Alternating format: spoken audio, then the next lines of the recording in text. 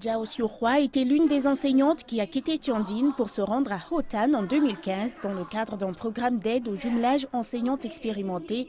Elle était pleine d'enthousiasme, mais le faible niveau éducatif l'a perturbée. Lorsque je suis arrivée à Hotan, j'ai senti que le niveau de l'éducation ici était plus ou moins le même qu'à Tianjin dans les années 80. Les enfants dans les zones rurales ne pouvaient pas comprendre ce que je leur disais.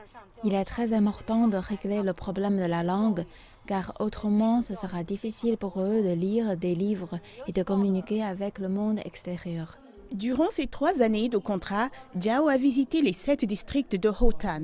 Elle affirme que le gouvernement local attache une grande importance à l'éducation, ce qui l'a dotée de motivation et de confiance. C'est ainsi qu'elle a décidé de rester. Et à présent, les méthodes d'enseignement qu'elle utilise à Hotan sont celles que d'autres endroits de Chine appliquent depuis des années. Pour moi, l'accomplissement dépasse les mots. Je me sens de nouveau en vie. Je ne suis qu'une goutte d'eau à Tianjin ou dans d'autres villes intérieures de Chine. Mais Hotan comme un désert où une petite goutte d'eau peut aussi avoir un grand effet. Comme dit le proverbe, si tu donnes un poisson à un homme, tu le nourris pour un jour. Si tu lui enseignes comment attraper un poisson, tu le nourris pour la vie. Pour Madame Zhao, le travail le plus important de sa vie désormais est de former des jeunes enseignants.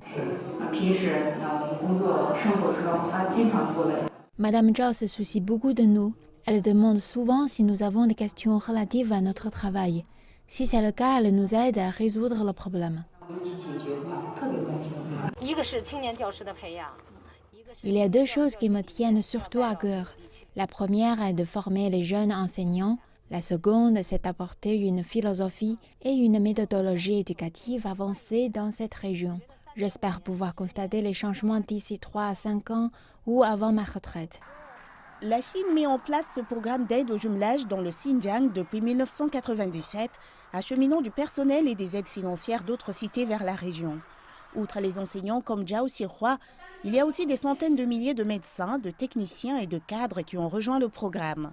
Selon les autorités chinoises, le programme a joué un rôle important dans l'allègement de la pauvreté dans le Xinjiang et continuera de contribuer au développement économique et à garantir un moyen de subsistance à tous les groupes ethniques de la région.